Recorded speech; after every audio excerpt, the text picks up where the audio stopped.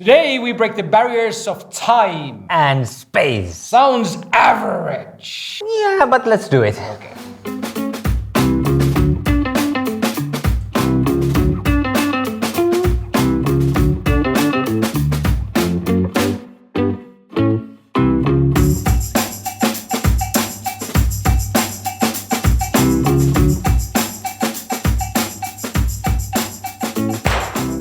Took your time. Sorry about that. Okay, hey people, today we're talking about time lapses, what they are, where to use them, and how to do them. Now these are going to be the real basics. We're not the greatest masters of this yet, so please learn with us as we delve into the ABCs of how to make a time lapse with your Olympus camera and how we can possibly make them a bit more interesting. Yeah, and for those who don't know, a time lapse is a long period of time where you take a photo every now and then you crush all those pictures to a smaller time frame and it will look amazing. It's like when time flies by. Exactly. So with time lapses, you have a lot of choice. You can take a photo every 1 second, 10 seconds, minute, hour, day. Pretty much anything is possible. And there's amazing examples on YouTube or other places where people have taken, 3 photos a day for like 4 years of a flower growing or an iceberg melting, and it's absolutely mind-blowing. That takes a lot of patience. Who has that patience? I don't know, not me. So we're going to start off a little bit easier with our examples. Yeah, so let's dive into those examples. Here we have 2 different time lapses from the same place. Can you spot the difference with these 2? In the first one, we had the camera just shoot in a normal shutter speed, and you can see every people in the frames are stopped as they are. But in the second version, we lowered the shutter speed, so it's like 1 second, and you can see the movement is much more fluid in this version. Now the reason why this looks so pleasing to the eye is that it reveals kind of like the movement trails. Now the trails can be people, cars, stars, whatever moves and lights up the frame, but it just looks very interesting. Yeah, so when shooting a time lapse like this, put your shutter speed a bit slower than usually, and you might need to introduce a ND filter in front of your lens if it's a sunny day like this.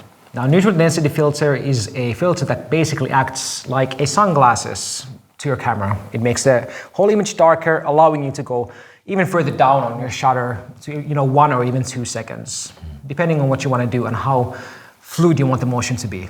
Now, always there isn't a case for using a slow shutter speed. Sometimes a high one is good, depending how much you want to reveal of details and how much you want to hide. But usually this method works to your favor, so at least give it a try. On this next example, we focus more on the content and what's inside the frame. So, Janne, you did a time-lapse of some sort? Could you tell about that? Yeah, I kind of wanted to challenge myself. Usually if you take a time-lapse, you go to somewhere beautiful. There's astrophotography, star trails, northern lights, all that. That's easy. But what if you only have access to your home? What can you do with a time-lapse? What I wanted to do here was to show you guys how you can utilize time-lapse in a normal shooting scenario. Say that you're vlogging about food and you want to show something happening really quickly. You want to go from, here's my ingredients, to a ready-made product. So that's what I did. I made myself a nice steak that usually would last about an hour and condense into very quick 15 seconds. And that could be a nice segment in the middle of my vlog video about food that I never do. Yeah, and this works as a single post for Instagram. Yeah, exactly. And this is simple. I just had a media tripod, I put it in my cupboard, kind of snuck it there and put the time lapse on, move the plate around to make it look like it's spinning, turn it into the twisting and plate 1 frame at a time. So twist, off, twist, off, twist, off. I did that, 20 times, got this neat little twist. It's fun stuff, it's simple to do, it's controllable, and it's quick. It's average. Yeah.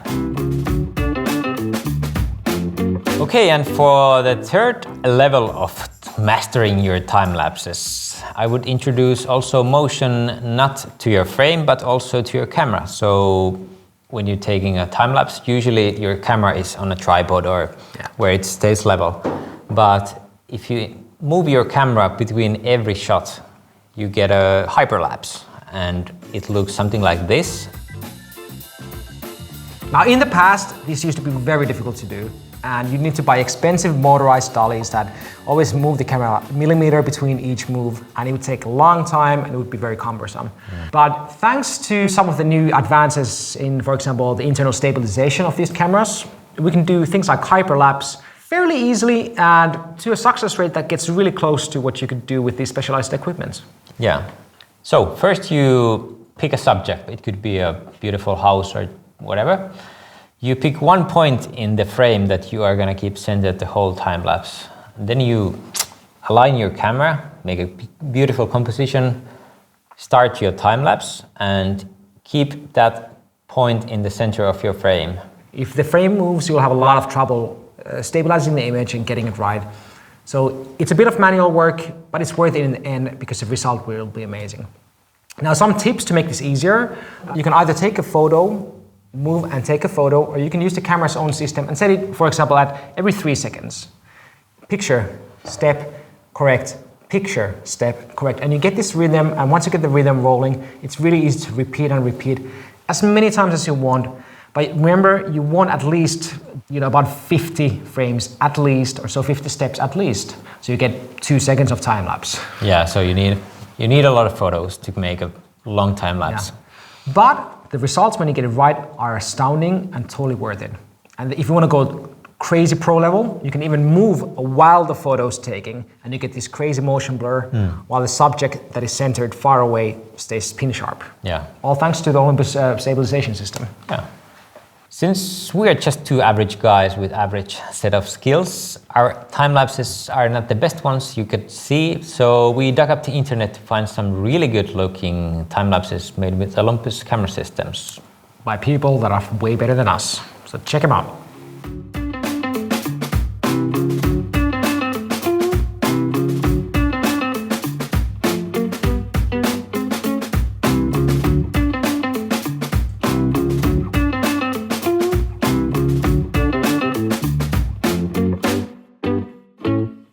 Okay guys, I hope you got inspired to make your own time lapse. And again, there's so many good resources out there for making your time even more better. These are just the very basics, maybe to get you started. The thing is, again, try it out. Your camera has these amazing capabilities. Give them a whirl. You'll be absolutely amazed at what you can achieve. So, feel free to send us your time lapses because we want to see how you've achieved with this one. And until next time, I think. Yeah, time flies. See ya. Bye-bye.